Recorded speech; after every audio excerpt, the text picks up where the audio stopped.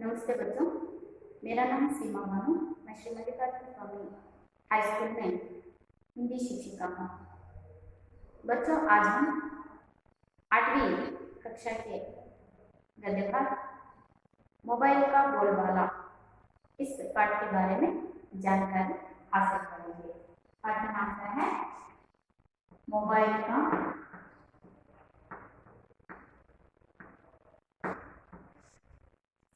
बोलबाला।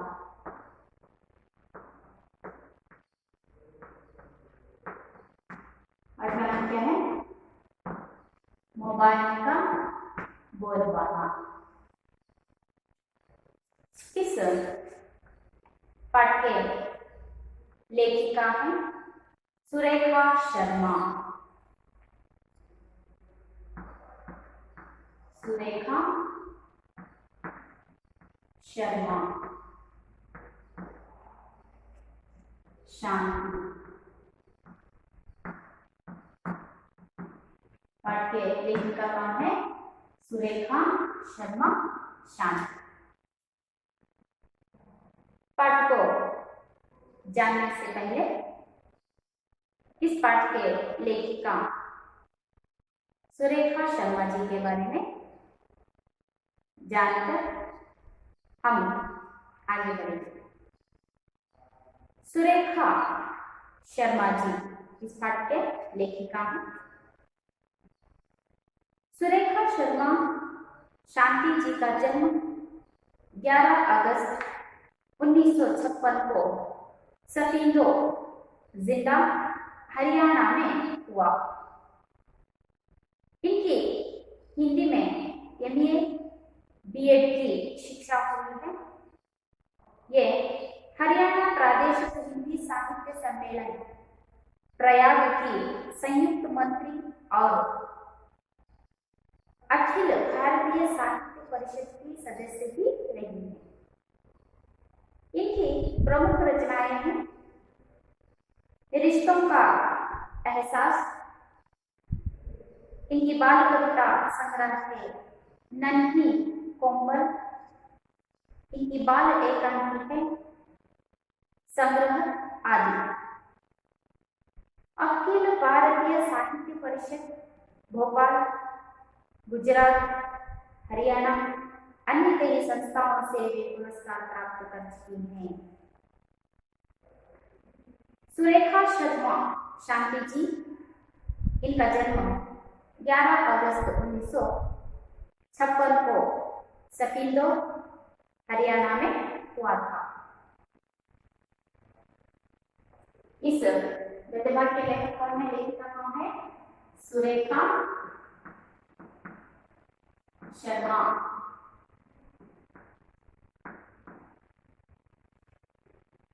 इनका जन्म कब हुआ था?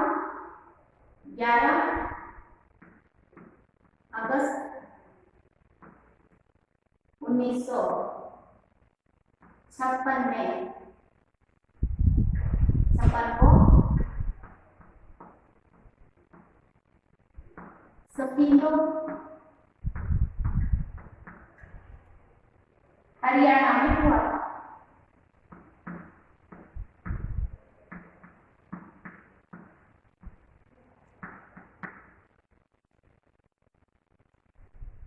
सुरेखा शर्मा जी, इनका जन्म 11 अगस्त 1956 को सफीदो यानी हरियाणा में इनका जन्म हुआ।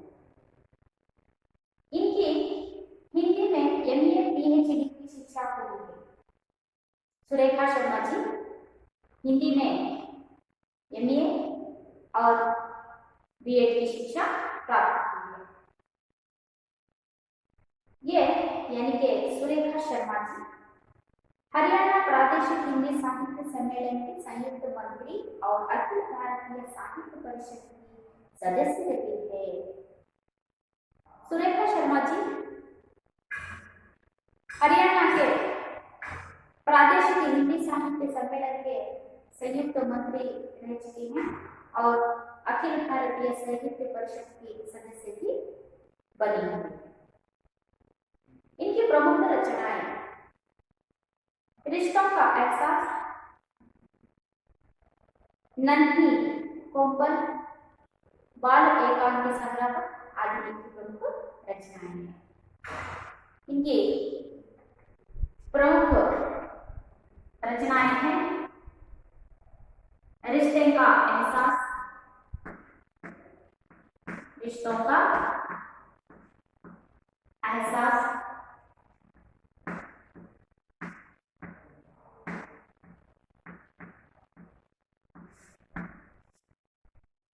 और इनकी बाल कविता संग्रह है नन्ही कोमल, नन्ही कोमल और बाल एकांकी संग्रह है।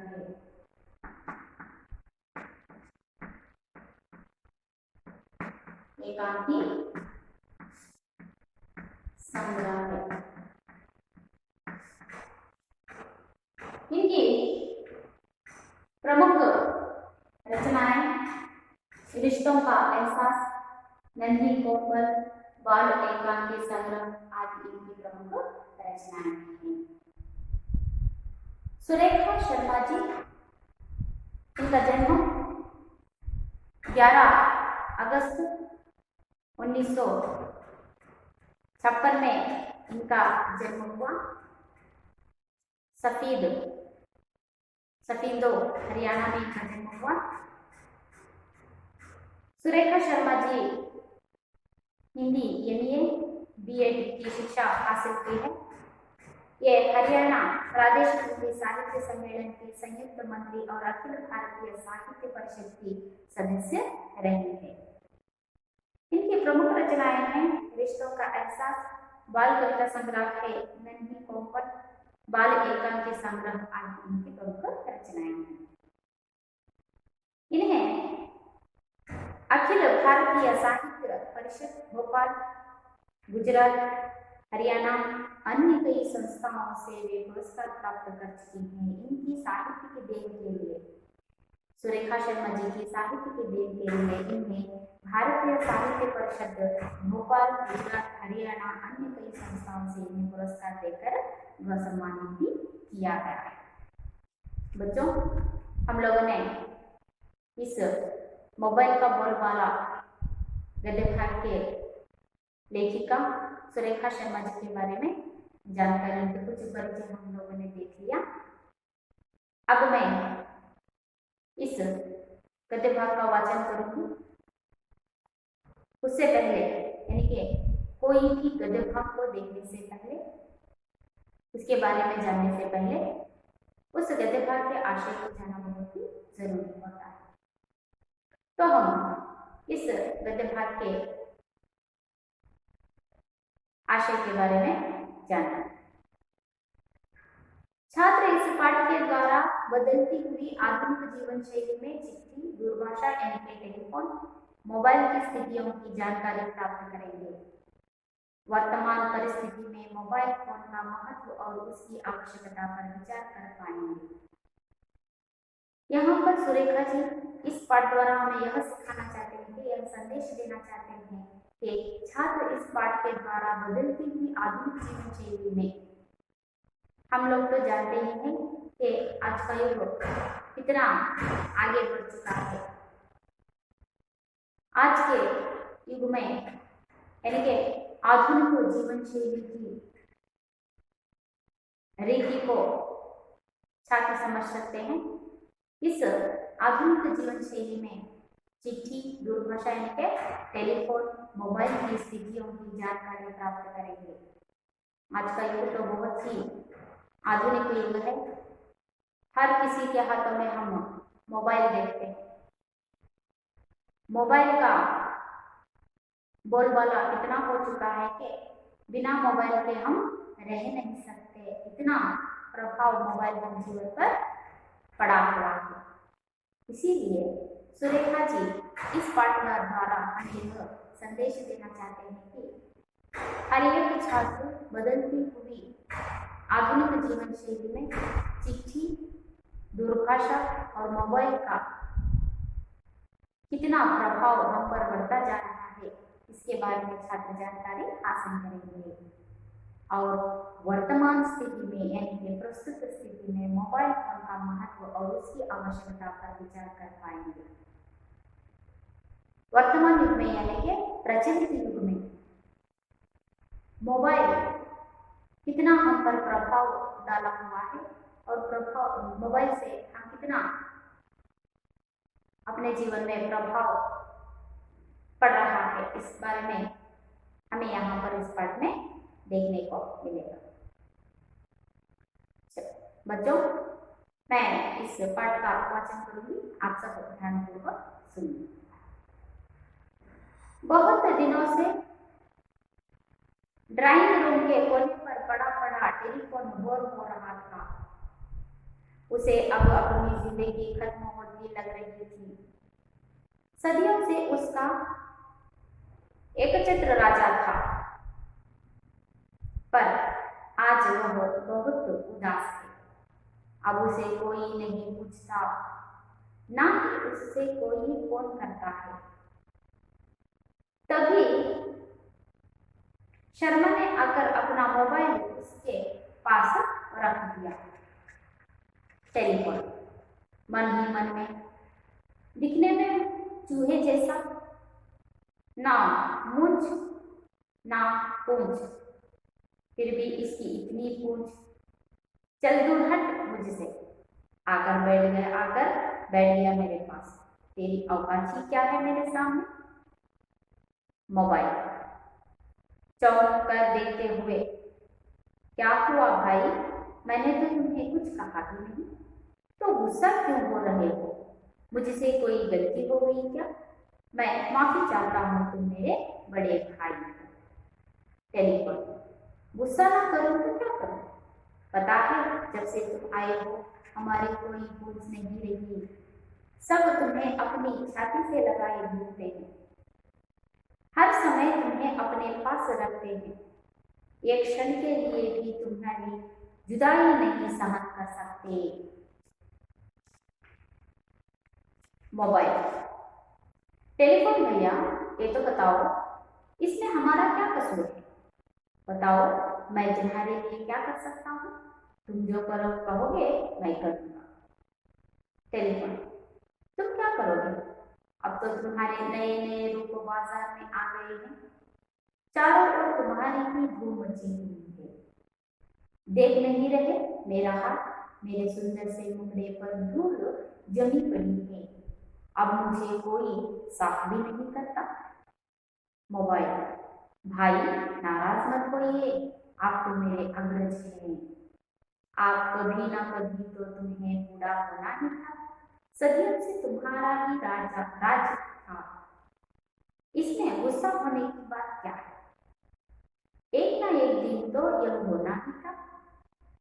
टेलीफोन, अपनी आवाज सुने मुझे महीनों बीत जाते हैं। पहले तो मेरी मालकिन मेरी इतनी सेवा करती थी, क्या मजाल की थोड़ी सी भी मिट्टी मेरे सलोने मुख पर गिर जाए, मैं दिन भर गुनगुनाता रहता था मधुर और मीठी आवाज में। मोबाइल, बात तुम्हारी बिल्कुल सच है, पर तुम्हारे विचार आज के जमाने से मेल नहीं खाते। अब तुम वक्त के साथ चलना सीखो। टेलीफोन, अच्छा बच्चों, आज तुम मुझे उपदेश दे रहे हो? कोई बात नहीं, तुम्हारे साथ भी कभी इसी तरह का व्यवहार होगा तो पता चलेगा।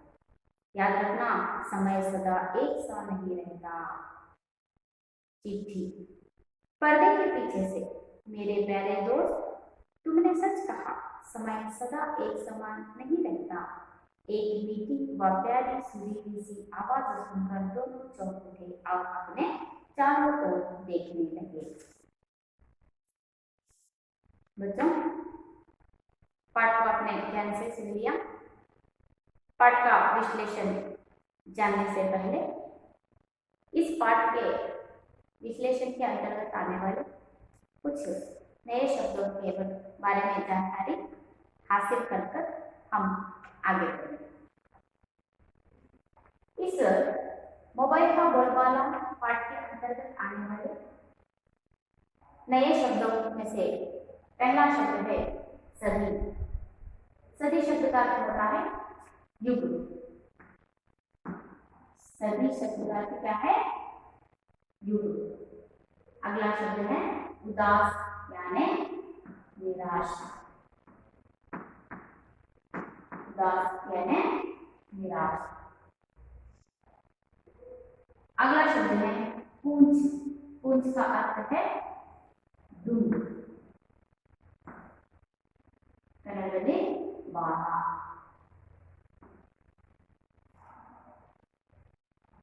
अवकाश शब्द का अर्थ है योग्यता। अवकाश शब्द का अर्थ क्या है? योग्यता। गुस्सा शब्द का अर्थ है क्रोध। गुस्सा शब्द का अर्थ क्या है? क्रोध। माफी शब्द का अर्थ है क्षमा।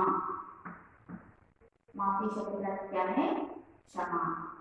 छाती शब्द का अर्थ है सीना। छाती शब्द का अर्थ क्या है? सीना। जुदाई शब्द का अर्थ है बिछड़ना।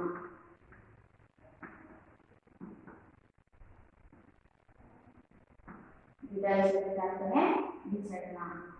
कसूर शब्द का अर्थ है दोष। कसूर शब्द का अर्थ क्या है? दोष। सदी। सदी शब्द का अर्थ होता है युग। उदास शब्द का अर्थ है निराशा। पूंछ शब्द का अर्थ है दर्द। दुम यानी कि कन्नड़ में बाला। अवकाश शब्द का अर्थ होता है योग्यता। गुस्सा शब्द का अर्थ है क्रोध। माफी शब्द का अर्थ होता है क्षमा। छाती शब्द का अर्थ है सीना। जुदाई शब्द का अर्थ होता है बिछड़ना, दूर होना। कसूर शब्द का अर्थ होता है दोष। बच्चों, हम लोगों ने यहाँ पर इस पाठ से संबंधित कुछ ही शब्दों के बारे में जानकारी हासिल करेंगे। पाठ का विश्लेषण करते समय और भी इस पाठ के विश्लेषण के अंतर्गत आने वाले और भी कुछ शब्दों के बारे में जानकारी हासिल करते हुए हम पाठ का विश्लेषण देखेंगे। यहाँ पर सुरेखा शर्मा जी इस पाठ में पहले चिट्ठी, दूरभाषा यानी कि टेलीफोन, अब मोबाइल, इन तीनों की स्थितियों को दर्शाते हुए हमें यह बता रहे हैं कि पहले चिट्ठी का महत्व क्या था। चिट्ठी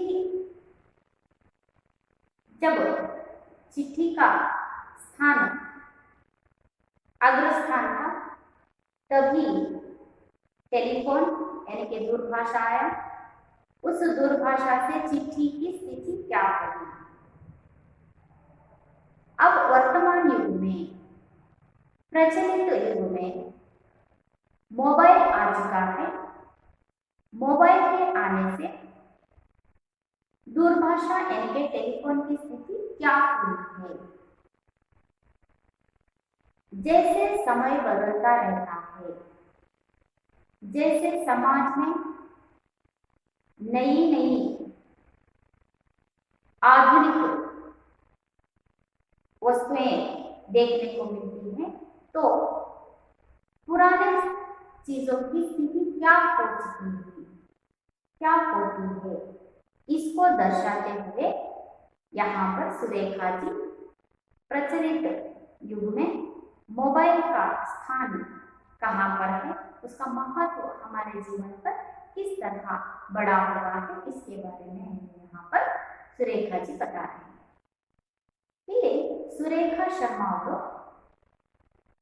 ಪ್ರಸ್ತುತ ಯುಗದಲ್ಲಿ, ವರ್ತಮಾನ ಯುಗದಲ್ಲಿ ಮೊಬೈಲ್ ಅನ್ನುವಂತಹದ್ದು ಎಷ್ಟರ ಮಟ್ಟಿಗೆ ನಮ್ಮ ಜೀವನದ ಮೇಲೆ ಪ್ರಭಾವವನ್ನು ಬೀರಿದೆ.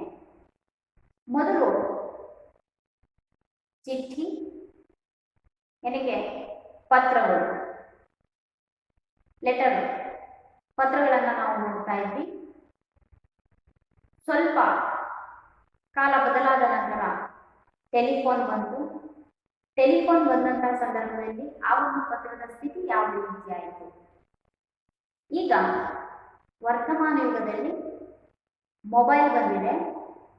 ನಮಗೆಲ್ಲರಿಗೂ ಗೊತ್ತೇ ಇದೆ ಮೊಬೈಲ್ ಅನ್ನುವಂತಹದ್ದು ನಮ್ಮ ಜೀವನದಲ್ಲಿ ಯಾವ ರೀತಿಯಾಗಿ ಕ್ರಾಂತಿಯನ್ನ ಹುಟ್ಟಿಸ್ತಾ ಇದೆ ಅನ್ನುವಂತಹದ್ದನ್ನ ನಾವು ಈಗ ಸದ್ಯದ ಪರಿಸ್ಥಿತಿಯಲ್ಲಿ ನಾವು ನೋಡ್ತಾ ಇದ್ದೀವಿ. ಹಾಗಾಗಿ ಮೊಬೈಲ್ ಬಂದ ನಂತರ ಟೆಲಿಫೋನಿನ ಸ್ಥಿತಿ ಯಾವ ರೀತಿಯಾಗಿದೆ, ಲ್ಯಾಂಡ್ಲೈನ್ ಅಂತ ಹೇಳ್ತಾ ಇದ್ದೀವಲ್ವಾ, ಆ ಮೊಬೈಲ್ ಬಂದ ನಂತರ ಟೆಲಿಫೋನ್ ತನ್ನ ಸ್ಥಿತಿ ಯಾವ ರೀತಿಯಾಗಿದೆ ಅನ್ನುವಂತಹದ್ದು. ಇಲ್ಲಿ ಆಧುನಿಕ ಪ್ರಚಲಿತ ಜಗತ್ತಿನಲ್ಲಿ ಬದಲಾವಣೆ ಆದಂತೆ ಯಾವ ರೀತಿಯಾಗಿ ಹಳೆಯ ವಸ್ತುಗಳು ತನ್ನ ಅಸ್ತಿತ್ವವನ್ನು ಕಳ್ಕೊಳ್ಳುತ್ತೆ ಅನ್ನುವಂತಹದ್ದನ್ನ ನಮಗೆ ತೋರಿಸೋದಕ್ಕೋಸ್ಕರ ಈ ಒಂದು ಪಾಠವನ್ನ ಸುರೇಖಾ ಶರ್ಮಾ ಅವರು ಬರೆದಿರುವಂತಹ. यहाँ पर चिट्ठी, टेलीफोन और मोबाइल, इन तीनों के बीच हो रही वार्तालाप को दर्शाते हुए सुरेखा जी हमें यहाँ पर बताते हैं. अच्छा, तो देखिए, बहुत दिनों से ड्राइंग रूम के कोने पर पड़ा पड़ा टेलीफोन बोर हो रहा था. बहुत दिनों से, इसलिए बहुत ही दिनों से ड्राइंग रूम के टेबल पर पड़े पड़े कौन बोर हो रहा था? टेलीफोन. बहुत ही उदास हो चुका था क्योंकि टेलीफोन को कोई देखता ही नहीं रहा था. उसे अब अपनी जिंदगी खत्म होती लग रही थी. उस टेलीफोन को ड्राइंग रूम के टेबल पर बैठे बैठे, इनके ड्राइंग रूम पर कोने में बिठाया गया है. डाइनिंग रूम के कोने पर बैठे बैठे उस टेलीफोन को बहुत ही उदास लग रहा था और उसे अपनी जिंदगी खत्म होती हुई नजर आ रही थी. सदियों से उसका एक चित्र राज्य था. सदियों से टेलीफोन अपना राज्यभार करता हुआ आ रहा था, पर आज वह बहुत उदास है. लेकिन जब मोबाइल आ गया तो टेलीफोन का अस्तित्व ही ना रहा. उसे कोई पूछता ही नहीं. तो टेलीफोन यह सोचते बहुत उदास था कि मेरा जिंदगी खत्म होने को आ रही है. ना ही उससे कोई फोन करता है, उस टेलीफोन से ना ही कोई फोन करता है. तभी मिस शर्मा ने आकर अपना मोबाइल उसके पास रख दिया. यहाँ पर शर्मा जी के घर में ड्राइंग रूम के कोने में टेलीफोन रखा गया है. उस टेलीफोन को कोई देखता भी नहीं. टेलीफोन अपनी स्थिति को देखते हुए उदास रहकर अपने आप में सोचता है कि मेरी जिंदगी खत्म होने आ रही है, क्योंकि अब टेलीफोन में मुझसे कोई बात भी नहीं करता. उसी समय उदासी से बैठे हुए समय की, टेलीफोन बहुत ही उदास होकर बैठा हुआ है, उसी समय शर्मा जी आकर अपना मोबाइल के पास रख देते. ಇಲ್ಲಿ ಡ್ರಾಯಿಂಗ್ ರೂಮಿನ ಮೂಲೆಯಲ್ಲಿ ಟೆಲಿಫೋನ್ ಅನ್ನು ಇಟ್ಟಾಗಿದೆ. ಆ ಟೆಲಿಫೋನ್ ತನ್ನ ಮನಸ್ಸಿನಲ್ಲಿ ವ್ಯಕ್ತಿಯನ್ನ ಪಡ್ತಾ ಇದೆ. ಏನಪ್ಪಾ ಅಂತಂದ್ರೆ, ನನ್ನ ಇರುವಂತಹ ಸ್ಥಿತಿ ನೋಡ್ಬಿಟ್ರೆ ಇನ್ನೇನು ನನ್ನ ಕೊನೆಯ ದಿನಗಳು ಬಂದ್ಬಿಟ್ಟಿದೆ, ನನ್ನ ಅಸ್ತಿತ್ವ ಇಲ್ಲಂಗ ಆಗುತ್ತೆ. ಯಾಕೆ ಅಂತಂದ್ರೆ ನನ್ನ ಮೊಬೈಲಲ್ಲಿ ಅಂದ್ರೆ ನನ್ನ ಟೆಲಿಫೋನಿನಲ್ಲಿ ಯಾರೂ ಸಹ ಮಾತಾಡ್ತಾ ಇಲ್ಲ ಅಂತ ಹೇಳಿಬಿಟ್ಟು ಬಹಳ ಉದಾಸವಾಗಿ ಇಟ್ಕೊಂಡಿರುವಂತಹ ಆ ಮೂಲೆಯಲ್ಲಿರುವಂತಹ ಟೆಲಿಫೋನ್ ತುಂಬಾನೇ ಉದಾಸ ರೀತಿಯಲ್ಲಿ ಬೇಜಾರಾಗಿ ಕುತ್ಕೊಂಡಿರುತ್ತೆ. ಅದೇ ಸಮಯಕ್ಕೆ ಶರ್ಮಾ ಅವರು ಏನ್ ಮಾಡ್ತಾರೆ, ತನ್ನ ಮೊಬೈಲ್ ಅನ್ನ ಆ ಒಂದು ಟೆಲಿಫೋನಿನ ಪಕ್ಕದಲ್ಲಿ ಇಡ್ತಾರೆ. तभी शर्मा जी, सुरेखा शर्मा जी अपना मोबाइल कहाँ पर रखती है? टेलीफोन के बगल में, टेलीफोन के पास ही अपना मोबाइल रखती है. आ टेलीफोन पಕ್ಕದಲ್ಲಿ ತನ್ನ ಮೊಬೈಲ್ ಅನ್ನ ಸುರೇಖಾ ಶರ್ಮಾ ಅವರು ಇಡ್ತಾರೆ. अब मोबाइल और टेलीफोन के बीच हो रही वार्तालाप. ಈಗ ಟೆಲಿಫೋನ್ ಮತ್ತೆ ಮೊಬೈಲ್ ನಡುವೆ ನಡೀತಾ ಇರುವಂತಹ ಸಂಭಾಷಣೆ. टेलीफोन। मन, मन ही मन, देखने में चूहे जैसा है, ना मूंछ ना पूंछ, फिर भी इसकी इतनी पूंछ। चल दूर हट मुझसे, आकर बैठ गया मेरे पास, तेरी औकात ही क्या है मेरे सामने। जब शर्मा जी अपने मोबाइल को टेलीफोन के पास रख दिया तो टेलीफोन ने अपने मन ही मन के बताने के, देखने में चूहे जैसा, अरे ये तो दिखने में चूहे जैसा दिखता है, लेकिन मैंने के चूहे जैसा मीन्स बहुत ही छोटा है, देखने में तो इतना छोटा है, देखने में चूहे जैसा लगता है, इसकी ना तो मूंछ है, ना तो इसकी मूंछ है, ना तो इसकी पूंछ है, फिर भी इसकी इतनी पूंछ है। देखिए यहाँ पर जब वो मोबाइल को टेलीफोन देखता है तो कहता है कि अरे ये तो चूहे जैसा है, ना तो इसकी मूंछ है, ना तो इसकी पूंछ है, फिर भी इसकी इतनी पूंछ है, लोग इसे कितना इस्तेमाल कर रहे हैं, इसका कितना आदर कर रहे हैं। चल दूर हट मुझसे, आकर बैठ गया मेरे पास, तेरी औकात ही क्या है, औकात का क्या है, योग्यता। ಇಲ್ಲಿ ಯಾವಾಗ ಮೊಬೈಲ್ ಟೆಲಿಫೋನಿನ ಪಕ್ಕದಲ್ಲಿ ಬಂದು ಕುತ್ಕೊಳ್ತಾ ಅಂದ್ರೆ ಶರ್ಮಾ ಅವರು ಯಾವಾಗ ಟೆಲಿಫೋನಿನ ಪಕ್ಕದಲ್ಲಿ ಮೊಬೈಲ್ ಅನ್ನ ಇಟ್ಟು ಟೆಲಿಫೋನ್ ತನ್ನ ಮನಸ್ಸಿನಲ್ಲಿ ಹೇಳ್ಕೊಳ್ಳುತ್ತೆ ಏನಪ್ಪಾ ಅಂತಂದ್ರೆ, देखने में चूहे जैसा है, ನೋಡೋದಕ್ಕೆ ಇಲಿ ತರ ಇದೆ ಇದು, ಅಂದ್ರೆ ಸಣ್ಣದಾಗಿದೆ, ನೋಡೋದಕ್ಕೆ ಇಲಿ ತರ ಕಾಣ್ತಾ ಇದೆ, ನಾ ಮೂಜ್ ನಾ ಪೂಂಜ್, ಇದಕ್ಕೆ ಮೂಂಚಿಲ್ಲ ಮೀನ್ಸ್ ಬಾಲ ಇಲ್ಲ, ಮೂಂಚ್ ಅಂತಂದ್ರೇನು ಮೀಸೆ, ಇದಕ್ಕೆ ಮೀಸೆನೂ ಇಲ್ಲ, ನಾ ಪೂಂಚ್ ಬಾಲನೂ ಇಲ್ಲ, ಫಿರ್ भी इसकी इतनी पूंछ, ಆದ್ರೂ ಜನ ಇದನ್ನ ಎಷ್ಟೊಂದು ಆದರದಿಂದ ನೋಡ್ತಾ ಇದ್ದಾರೆ, ಎಷ್ಟು ಗೌರವಪೂರ್ವಕ ನೋಡ್ತಾರೆ, ಎಲ್ಲರೂ ಇದನ್ನ ಉಪಯೋಗಿಸ್ತಾರೆ। चल दूर हट, सरी नन्निंद दूर इरु, बैठ गया मेरे पास, आप बंद कुत्ಕೊಂಡ್ಬಿಡ್ತು ನನ್ನ ಪಕ್ಕದಲ್ಲಿ, तेरी औकात ही क्या है मेरे सामने, ನನ್ನ ಮುಂದೆ ನಿನ್ನ ಯೋಗ್ಯತೆ ಏನು, ನೋಡೋದಕ್ಕೆ ಇಲಿ ತರ ಇದೆಯಾ, ಎಷ್ಟು ಸಣ್ಣದಾಗಿದೆಯಾ, ನಾನು ನೋಡಿ ಎಷ್ಟು ಗಾತ್ರದಲ್ಲಿ ಎಷ್ಟು ದೊಡ್ಡದಾಗಿದ್ದೀನಿ, ಆದರೂ ಸಣ್ಣದಾಗಿದ್ರು ಇಲಿ ತರ ಇದ್ರು ಜನ ನಿನ್ನನ್ನು ಎಷ್ಟು ಮೆಚ್ಚಿಸ್ತಾ ಇದ್ದಾರಲ್ಲ, ಯಾವ ಬೇರೆ ಮೇಲೆ ಬಂದು ನನ್ನ ಪಕ್ಕದಲ್ಲಿ ಕುತ್ಕೊಂಡಿದ್ಯಾ, ಏನು ಯೋಗ್ಯತೆ ಇದೆ ನಿನಗೆ ಅಂತ ಹೇಳಿಬಿಟ್ಟು ಆ टेलीफोन तन मनस्सिनल्ले ಹೇಳ್ಕೊಳ್ತಾ ಇದೆ। तभी टेलीफोन कहता है कि अरे तुझे ना तो पूंछ है ना तो मूंछ है, चूहे जैसा इतना छोटा है, फिर भी लोग तेरी इतनी आदर करते हैं, मेरे पास आकर बैठ गया है, तेरी औकात ही क्या है, ऐसा टेलीफोन ने कहा। मोबाइल चौंक कर देखते हुए मोबाइल टेलीफोन को बहुत ही आश्चर्यचकित से देखते हुए, क्या हुआ भाई, मैंने तो तुमने कुछ कहा नहीं, तो गुस्सा क्यों हो रही हो, मुझसे कोई गलती हो गई क्या, मैं माफी चाहता हूँ, तुम मेरे बड़े भाई हो।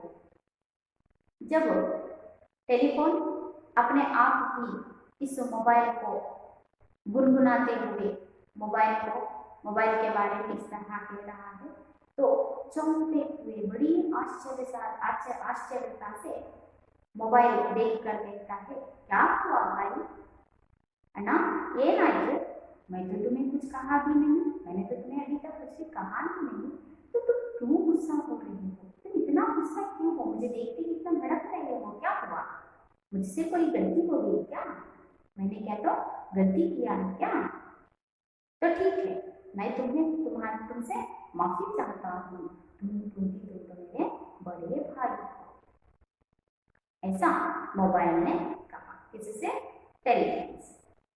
देखिए टेलीफोन जब कहता है कि अरे तेरी औकात ही क्या है जो तू मेरे पास आकर बैठ गया है, तभी मोबाइल कहता है कि आश्चर्य से कहता है कि अरे भाई इतना भड़क रहे हो, क्या हुआ, इतना गुस्सा क्यों दिखा रहे हो, मैंने तो तुम्हें कुछ नहीं कहा, अगर गलती से कुछ कहा होगा तो मुझे क्षमा कर दो, क्योंकि तुम मेरे बड़े भाई जैसे हो, ऐसा मोबाइल ने टेलीफोन से कहा। ಯಾವಾಗ ಆ ಟೆಲಿಫೋನ್ ಮೊಬೈಲ್ಗೆ ಹೇಳುತ್ತೆ ನಿನ್ನ ಯೋಗ್ಯತೆ ಏನು, ಬಂದು ನನ್ನ ಪಕ್ಕದಲ್ಲಿ ಕುತ್ಕೊಂಡಿದ್ಯಾ ಅಂದ ತಕ್ಷಣನೇ ಮೊಬೈಲ್ ಆಶ್ಚರ್ಯದಿಂದ ಹೇಳುತ್ತೆ, ಅಣ್ಣ ಏನಾಯ್ತು ಇಷ್ಟೊಂದು ಸಿಟ್ಟು ಮಾಡ್ಕೊಳ್ತಾ ಇದೀಯ? ನಾನೇನಾದ್ರೂ ಹೇಳಿದ್ನ ನಿನಗೆ? ಯಾಕೆ ಇಷ್ಟು ಸಿಟ್ಟು ಮಾಡ್ಕೊಳ್ತಾ ಇದೀಯ? ಸರಿ, ನನ್ನಿಂದ ಏನಾದರೂ ತಪ್ಪಾಗಿದೆ ದಯವಿಟ್ಟು ನನ್ನನ್ನು ಕ್ಷಮಿಸು. ಏಕೆ ಅಂತಂದ್ರೆ ನೀನು ನನ್ನ ಅಣ್ಣ ಹಾಗೆ, ಅಣ್ಣ ಇದ್ದ ಹಾಗೆ, ನನ್ನಿಂದ ದೊಡ್ಡೋನಲ್ವಾ, ನಾನು ನಿನ್ನನ್ನು ಕ್ಷಮೆಯನ್ನು ಕೇಳ್ತೇನೆ ಅಂತ ಹೇಳ್ಬಿಟ್ಟು मोबाइल किसी से कहा, टेलीफोन से कहा। तभी टेलीफोन, गुस्सा ना करो तो क्या करो? पता है जब से तुम आए हो हमारी कोई पूछ नहीं रही, सब तुम्हें अपनी छाती से लगाए घूमते हैं, हर समय तुम्हें अपने पास रखते हैं, एक क्षण के लिए भी तुम्हारी जुदाई नहीं सहन कर सकते। जब टेलीफोन ने कहा, जब मोबाइल ने कहा कि अरे भाई क्यों इतना गुस्सा हो रहे हो, मैंने कोई गलती करी है जो इतना भड़क रहे हो, जो इतना गुस्सा हो रहे हो? तभी टेलीफोन ने कहा, गुस्सा ना करूं तो क्या करूं? अरे मैं तुझ पर गुस्सा ना करूं तो क्या करूं, क्योंकि पता है, तुम्हें खबर भी है, जब से तुम आए हो, जब से तुम इस संसार में आए हो, हमारी कोई रुचि नहीं रही, हमारा कोई अस्तित्व ही नहीं रहा, सब तुम्हें अपनी छाती से लगाए घूमते रहते हैं, हर समय अपने पास रखते हैं, एक क्षण के लिए भी तुम्हारी जुदाई नहीं सहन कर सकते। तो गुस्सा ना करो तो क्या करो? जब से तुम आए हो तब से हमें कोई पूछता ही नहीं, जब देखो तुम्हें अपनी छाती से लगाए हुए घूमता रहता है, एक क्षण के लिए भी तुम्हें छोड़कर नहीं रहता, इतना आदर तुम्हारा चल रहा है, लेकिन हमारा अस्तित्व भी नहीं रहे, तो गुस्सा न करो तो क्या करो? ऐसा टेलीफोन ने कहा। ಮೊಬೈಲ್ ಹೇಳಿದ್ರು, ಯಾಕಣ್ಣ ಇಷ್ಟು ಸಿಟ್ಟು ಮಾಡ್ಕೊಳ್ತಾ ಇದೆಯಾ, ನನ್ನಿಂದ ಏನಾದರೂ ತಪ್ಪಾಯ್ತಾ ಅಂತ ಹೇಳಿದಾಗ ಆ ಟೆಲಿಫೋನ್ ಹೇಳುತ್ತೆ, ಸಿಟ್ಟು ಮಾಡದೆ ಇನ್ನೇನು ಮಾಡೋದು, जानते हो ನಿನಗೆ ಗೊತ್ತಿದೆಯಾ, जब से तुम आए हो, ಯಾವಾಗಿಂದ ನೀವು ಇಲ್ಲಿ ಬಂದಿದೆಯೋ, तब से हमारी पूछी नहीं रही, ನನ್ನ ಅಸ್ತಿತ್ವನೇ ಕಳ್ಕೊಂಡ್ಬಿಟ್ಟಿದೆ, ಯಾರೂ ನಮ್ಮನ್ನು ಕೇಳ್ತಾ ಇಲ್ಲ, ಯಾವಾಗ ನೀವು ಇಲ್ಲಿ ಬಂದಿದೆಯೋ ಆವಾಗಿಂದ ನಮ್ಮನ್ನು ಯಾರೂ ಕೇಳ್ತಾ ಇಲ್ಲ। जो कोई भी देखिए अपनी छाती से लगाए रहता है, ಯಾರಿಗಾದ್ರೂ ನೋಡಿ ನಿನ್ನನ್ನ ಛಾತಿ ಕಾಲ್ತಿ ಹಾಕಿ ಸೀನಾ ತನ್ನ ಎದೆಗೆ ಹೌಚ್ಕೊಂಡೇ ಇಟ್ಕೊಂಡಿರ್ತಾರೆ ನಿನ್ನನ್ನ, ಯಾರಿಗಾದ್ರೂ ನೋಡಿ और एक क्षण के लिए भी छोड़कर जुदाई नहीं सहन कर सकता, ಒಂದು ಕ್ಷಣಕ್ಕೂ ನಿನ್ನನ್ನು ಬಿಟ್ಟು ನಿನ್ನನ್ನು ಅಗಲಿ ಇರೋದಕ್ಕೆ ಮನುಷ್ಯ ಇಷ್ಟನೇ ಪಡ್ತಾ ಇಲ್ಲ, ಅಷ್ಟು ಮಟ್ಟಿಗೆ ನಿನ್ನ ಒಂದು ಸ್ಥಾನಮಾನವನ್ನು ಪಡ್ಕೊಂಡಿದೀಯಾ, ನಮ್ಮನ್ನು ಯಾರು ಕೇಳ್ತಾನೆ ಇಲ್ಲ, ನಿನ್ನ ಮೇಲೆ ಸಿಟ್ಟು ಮಾಡದೆ ಇನ್ನೇನು ಮಾಡೋದು ಅಂತ ಹೇಳ್ಬಿಟ್ಟು टेलीफोन ಯಾರಿಗೆ ಕೇಳ್ತಾ ಇದೆ, मोबाइल ಕೇಳ್ತಾ ಇದೆ। जब गुस्से में आकर टेलीफोन ने कहा कि अरे जब से तुम आई हो तब से हमारी कोई पूछ ही नहीं रही, यानी कि हमें कोई पूछता ही नहीं, हमारा अस्तित्व ही चला गया है, तो तुम पर गुस्सा ना करो तो क्या करो? मोबाइल, टेलीफोन भैया ये तो बताओ इसमें हमारा क्या कसूर है, बताओ मैं तुम्हारे लिए क्या कर सकता हूँ, तुम जो कहोगे मैं करूँगा। अच्छा तुम इसलिए भड़क रहे हो कि जब से मैं आया हुआ हूँ तुम्हें कोई पूछता ही नहीं, तो इसमें मैं क्या कर सकता हूँ? जो व्यक्ति को, जिस मनुष्य को मुझे लेने का इच्छा होती है, मुझे लेने की इच्छा होती है, तो वो मुझे खरीद लेता है, मैं उसके पास रहता हूँ, इसमें मेरी क्या गलती है? अब तुम बताओ इसमें मैं क्या कर सकता हूँ? अब तुम जो कहेगे मैं वैसा करूँगा, ऐसा मोबाइल ने टेलीफोन से कहा। हाँ टेलीफोन सिट ಮಾಡ್ಕೊಳ್ಳುತ್ತೆ, ಸಿಟ್ ಮಾಡ್ಕೊಂಡಾಗ मोबाइल ಹೇಳುತ್ತೆ, टेलीफोन भैया, टेलीफोन अण्णा ये तो बताओ, मैंने ಒಂದು ಮಾತು ಹೇಳು, ಏನು इसमें हमारी क्या गलती है, क्या कसूर है ಅಂತ गलती, ಇದರಲ್ಲಿ ನಂದೇನು ತಪ್ಪು, ಎಲ್ಲರೂ ನನ್ನನ್ನು ಎದೆಗೆ ಉಚ್ಕೊಂಡು ಇಟ್ಕೊಂಡಿರ್ತಾರೆ, ಅಂತಂದ್ರೆ ಜೋಬಲ್ಲಿ ಇಟ್ಕೊಂಡಿರ್ತಾರೆ. ಎಲ್ಲಿ ಹೋದ್ರು ನನ್ನ ಹಿಡ್ಕೊಂಡು ಓಡಾಡ್ತಾರೆ ಅಂತಂದ್ರೆ ಇದ್ರೆ ನಂದೇನು ತಪ್ಪಿದೆ? ಅವ್ರವ್ರ ಇಷ್ಟದಂತೆ ಅವರು ನನ್ನನ್ನು ಖರೀದಿಸ್ತಾರೆ, ಅದನ್ನ ಇಟ್ಕೊಂಡು ಓಡಾಡ್ತಾರೆ. ಅದರಲ್ಲಿ ನಂದೇನು ತಪ್ಪಿದೆ? मैं तुम्हारे लिए क्या कर सकता हूँ? ಹಾಗಾದ್ರೆ ನಾನು ನಿಮಗೋಸ್ಕರ ಏನ್ ಮಾಡಬೇಕು? जो तुम कहोगे मैं करूँगा. ಈಗ ಹೇಳು, ನೀನೇನು ಹೇಳ್ತೀರ ಆ ಕೆಲಸನ ನಾನು ಮಾಡ್ತೇನೆ ಅಂತ ಹೇಳ್ಬಿಟ್ಟು मोबाइल टेलीफोन में ಹೇಳಿ. टेलीफोन तभी टेलीफोन जवाब देता है, तुम क्या करो? अब तो तुम्हारे नए नए रूप बाजार में आ रहे हैं, चारों ओर तुम्हारी ही धूम मची हुई है.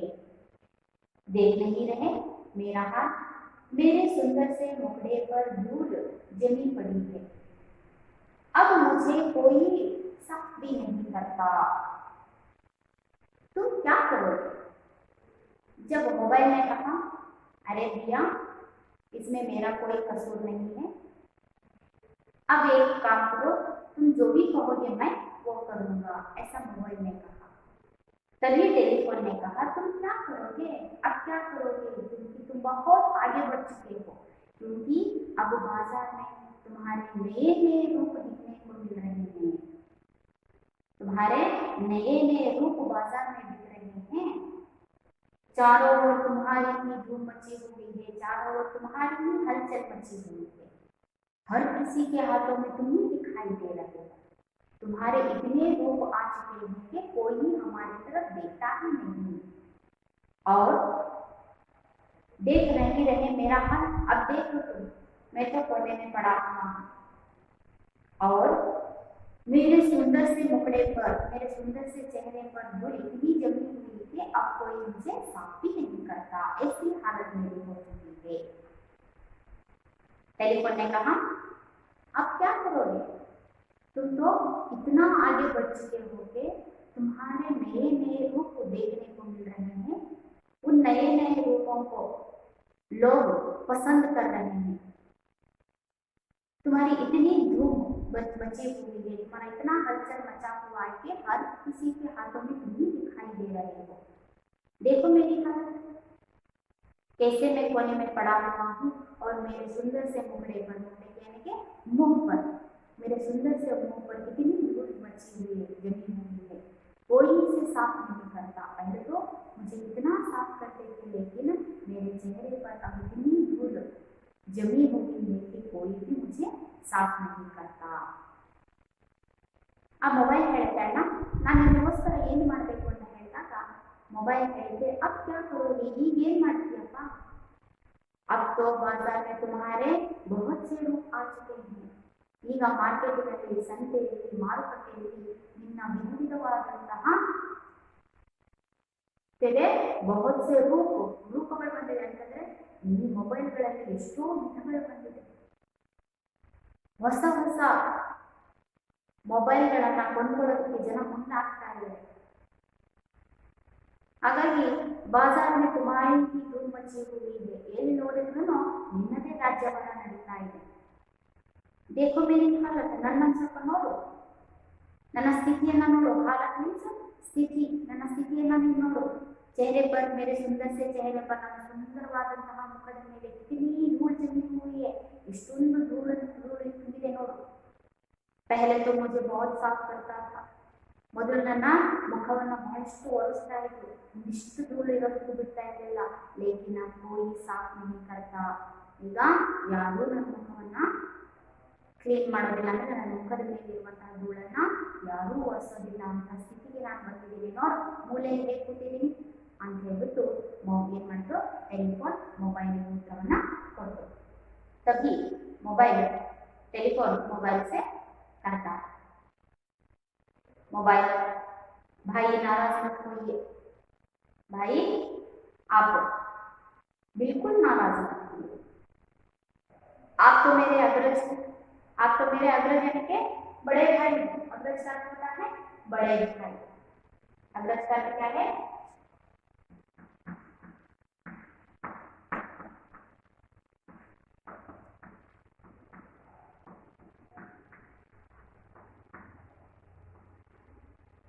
अग्रज का क्या है? बड़े भाई. अरे आप तो मेरे बड़े भाई हो, आप नाराज मत होइए। अब कभी ना कभी तो तुम्हें बुरा होना ही था। आज नहीं तो कल तुम्हें बुरा होना ही था। ये स्थिति को आना ही था। सदियों से तुम्हारा ये राज था। सदियों से, बहुत दिनों से तुम्हारा ही राज चल रहा था। मैं तो अभी अभी आया हूँ। इसमें गुस्सा होने की क्या बात है? एक ना एक दिन तो यह होना ही था।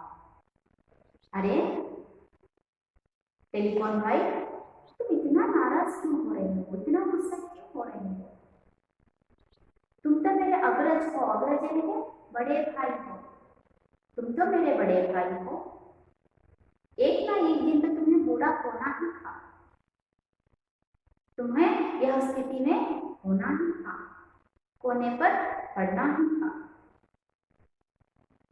तुम्हारे इस दिशा के लिए, इस स्थिति के लिए मैं कारण नहीं हूँ।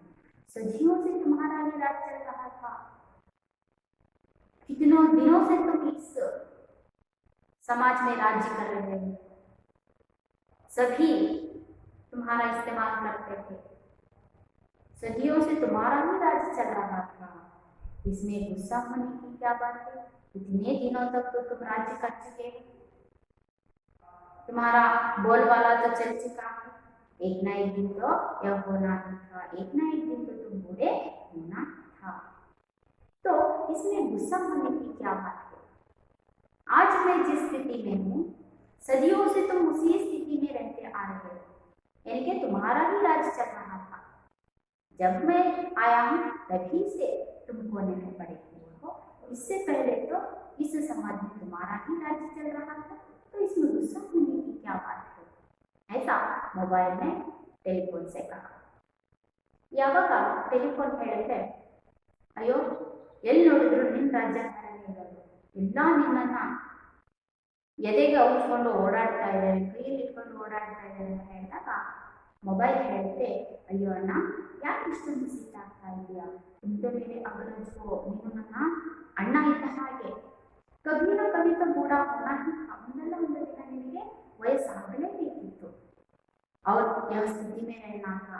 ಈ ಸ್ಥಿತಿಗೆ ನೀನು ಒಂದಲ್ಲ ಒಂದು ದಿನ ಬರಲೇಬೇಕಾಗಿತ್ತು. ನಿನಗೆ ವಯಸ್ಸಾಗೇ ಆಗುತ್ತೆ. और इतना ही नहीं, सदियों से तुम्हारा राज्य चल रहा है. ಬಹಳಷ್ಟು ದಿನಗಳಿಂದ ನೀನು ಯುಗ ಯುಗಗಳಿಂದ ನಿನ್ನ ರಾಜ್ಯಕಾರಣ ನಡೀತಾ ಇತ್ತು. ಈಗ ವಯಸ್ಸಾಗಿದೆ. ಈಗ ನಾನು ಬಂದಿದ್ದೀನಿ. ಜನ ನನ್ನನ್ನು ಇಷ್ಟಪಡ್ತಾ ಇದ್ದಾರೆ. ಹಾಗಾಗಿ ಈಗ ನಿನಗೆ ವಯಸ್ಸಾಗ್ಬಿಟ್ಟಿದೆ. ಒಂದಲ್ಲ ಒಂದು ದಿನ ನಿನಗೆ ವಯಸ್ಸಾಗ್ಬಿಟ್ಟಿತ್ತಲ್ವಾ? ಇದರಲ್ಲಿ ಯಾಕೆ ಇಷ್ಟೊಂದು ಸಿಟ್ಟು ಮಾಡ್ಕೊಳ್ತಾ ಇದೀಯಾ? ಇಷ್ಟು ದಿನ ನೀನು ರಾಜ್ಯಭಾರವನ್ನು ಮಾಡಿದೀಯಾ. ನಿನ್ನದೇ ಆದಂಥ ಒಂದು ಕ್ರಾಂತಿಯನ್ನು ಸಮಾಜದಲ್ಲಿ ಇರಿಸಿದೀಯಾ. ಈಗ ನನ್ನ ಮೇಲೆ ಸಿಟ್ಟು ಮಾಡ್ಕೊಳ್ತಾ ಇದೀಯಾ? ಕವಿನ ಯೋಗನ ಒಂದಲ್ಲ ಒಂದು ದಿನ ಈ ಒಂದು ಆಗಲೇಬೇಕಿತ್ತಲ್ವಾ ಅಂತ ಹೇಳಿ मोबाइल हेड टेलीफोन अपनी आवाज सुने मुझे महीनों बीत जाते हैं.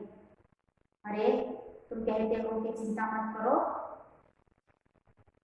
मेरी आवाज सुने बिना कई महीने बीत जाते हैं. ಎಷ್ಟೋ ತಿಂಗಳಾಗ್ಬಿಡುತ್ತೆ ನನ್ನ ಶಬ್ದವನ್ನ ನಾನೇ ಕೇಳಿರೋದಿಲ್ಲ ಅಂತಂದ್ರೆ ಯಾರು ನನಗೆ ಫೋನೇ ಮಾಡಿಲ್ಲ ಅಂತ ಹೇಳಿ.